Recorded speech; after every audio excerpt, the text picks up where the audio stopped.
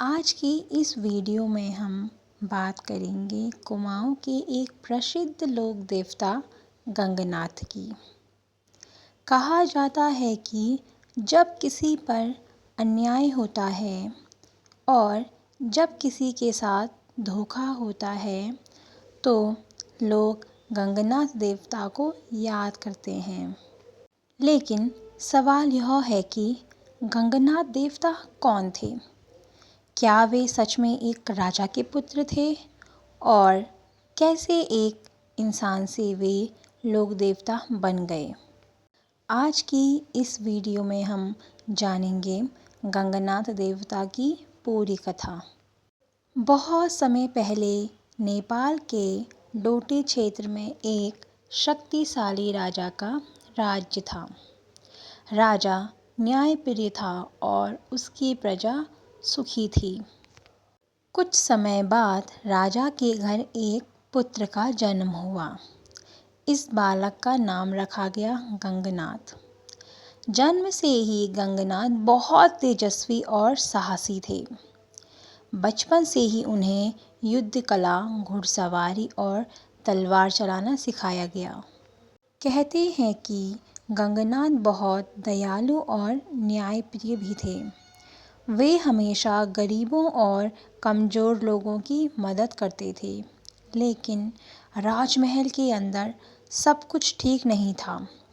राजमहल में कुछ लोग गंगनाथ से ईर्ष्या करने लगे थे। समय बीतता गया और गंगनाथ बड़े होते गए। राजा भी अपने पुत्र से बहुत खुश थे।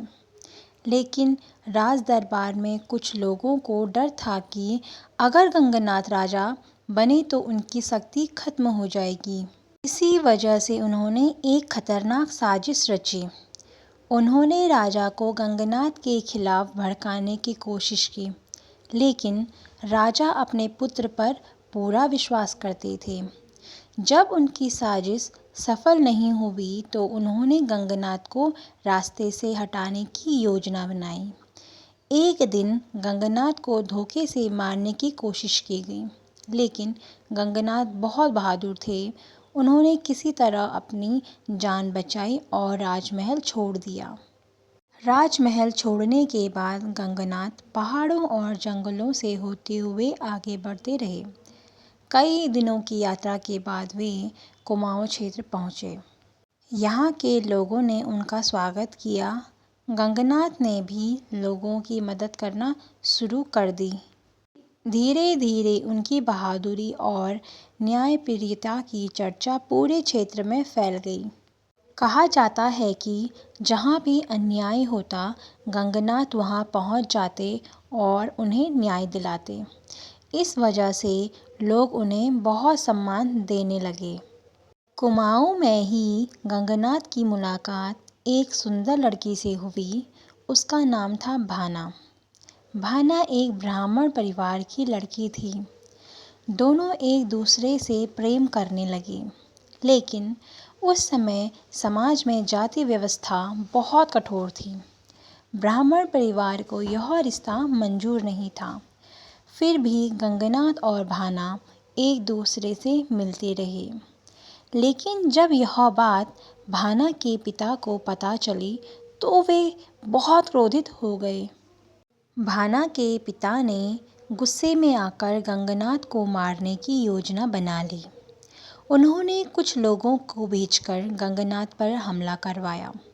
गंगनाथ बहुत बहादुर थे, लेकिन हमला अचानक हुआ। कहते हैं कि उस दिन गंगनाथ को धोखे से मारा गया। जब भाना को यह बात पता चली तो वह बहुत दुखी हुई। कहते हैं कि भाना ने भी गंगनाथ के वियोग में अपनी जान दे दी। गंगनाथ की मृत्यु के बाद कई लोगों ने अजीब घटनाएं देखनी शुरू कर दी। लोगों का कहना था कि गंगनाथ की आत्मा अन्याय सहन नहीं कर पा रही थी। जहाँ भी अन्याय होता वहाँ गंगनाथ का नाम लिया जाता और न्याय मिल जाता। धीरे धीरे लोगों ने उन्हें लोक देवता मानना शुरू कर दिया। कुमाऊं के कई गांवों में आज भी गंगनाथ देवता के मंदिर और थान बने हुए हैं। लोग अपनी समस्या लेकर वहां जाते हैं और न्याय की प्रार्थना करते हैं। आज भी उत्तराखंड के कुमाऊं क्षेत्र में गंगनाथ देवता को बहुत श्रद्धा के साथ पूजा जाता है। जागर, पूजा और मेलों में गंगनाथ देवता का स्मरण किया जाता है। लोग मानते हैं कि गंगनाथ देवता सच्चाई और न्याय के प्रतीक हैं। तो दोस्तों, यह थी गंगनाथ देवता की अद्भुत कथा। अगर आपको यह वीडियो पसंद आई हो तो वीडियो को लाइक करें और चैनल को सब्सक्राइब करना ना भूलें। हम मिलेंगे अगली वीडियो में देवभूमि उत्तराखंड की एक और रोचक कहानी के साथ। धन्यवाद।